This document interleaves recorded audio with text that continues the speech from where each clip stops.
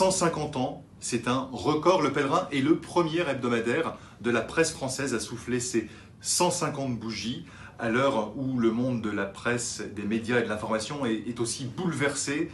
Pour toutes ces équipes et ces journalistes, cet anniversaire honore autant qu'il oblige. 150 ans, c'est une aventure de presse extraordinaire. Le Pèlerin est passé en 150 ans du petit bulletin de liaison pour les pèlerins de Lourdes et de la Salette au grand hebdomadaire d'actualité des familles. Un hebdomadaire qui relie les croyants et non-croyants, qui relie également les générations, qui relie tous ceux qui s'engagent dans l'Église et dans la cité et au fond, pour qui le prochain ne se cantonne pas à la sacristie. 150 ans, enfin, c'est un tremplin.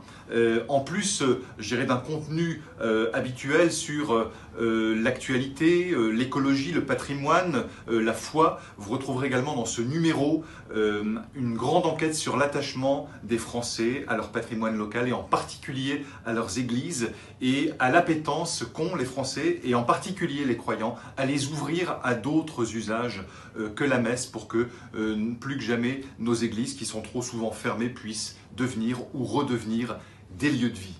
Bonne lecture et bon anniversaire. Bonjour. Dans Famille chrétienne, cette semaine, Blaise Pascal. Blaise Pascal, pour moi, c'est d'abord un souvenir de terminale. C'était mon philosophe préféré. Et pourtant, j'étais complètement athée, mais j'étais tellement sensible à son apologie du christianisme. Blaise Pascal, dans ce dossier, finalement, c'est très simple. C'est le philosophe et le scientifique des temps modernes qui nous prémunit longtemps à l'avance de tous les virus de la modernité. D'ailleurs, le pape François lui-même le sait, puisque le 19 juin prochain, il va publier une lettre apostolique sur Blaise Pascal, lui aussi. Comme quoi, le pape François est capable de passer l'éponge. Souvenez-vous, au XVIIe siècle, Blaise Pascal est l'ennemi juré des jésuites. Il a écrit tout ça dans les Provinciales. Alors merci au pape François de passer l'éponge, parce qu'un jour, peut-être, il lui passera l'auréole sur la tête. Et meilleure pensée. Bonjour, France Catholique propose un numéro spécial consacré à Pascal et à son génie pour les 400 ans de sa naissance. Grand entretien avec le philosophe Pierre Manant, qui est l'auteur de Pascal et la proposition chrétienne.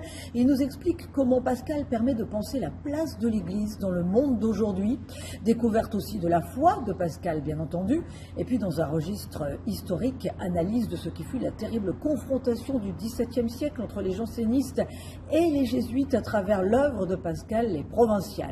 Enfin, le pari de Pascal est-il un bon argument, à savoir qu'il est plus simple de vivre comme si le Dieu des chrétiens existait?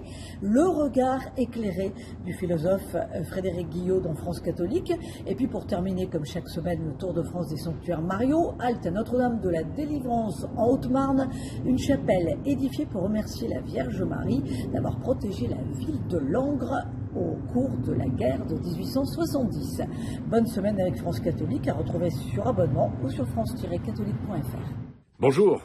À quelques jours de la fête de la musique, le magazine La Vie consacre son dossier et sa une à la chanson française.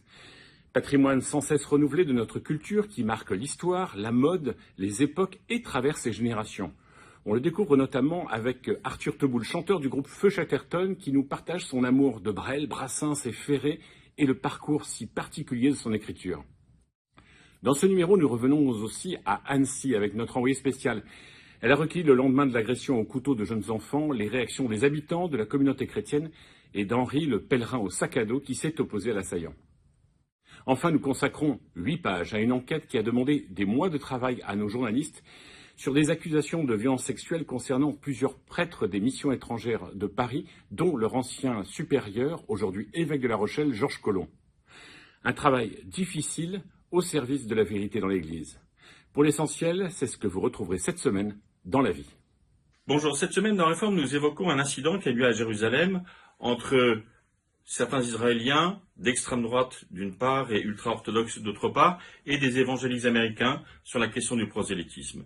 Et l'extrême droite israélienne veut aujourd'hui même interdire le prosélytisme et mettre, comme ils l'ont dit, ses missionnaires dehors. Il y a donc une tension, après des décennies d'une situation pacifique, d'une idylle, comme nous l'avons appelé.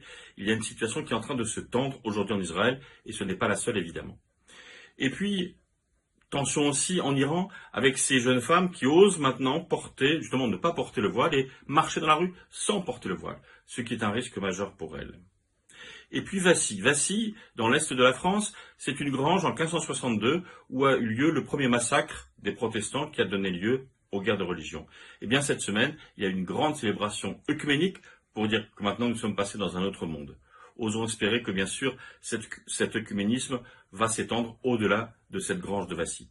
Vous pouvez retrouver tous ces éléments, toutes ces informations sur reform.net.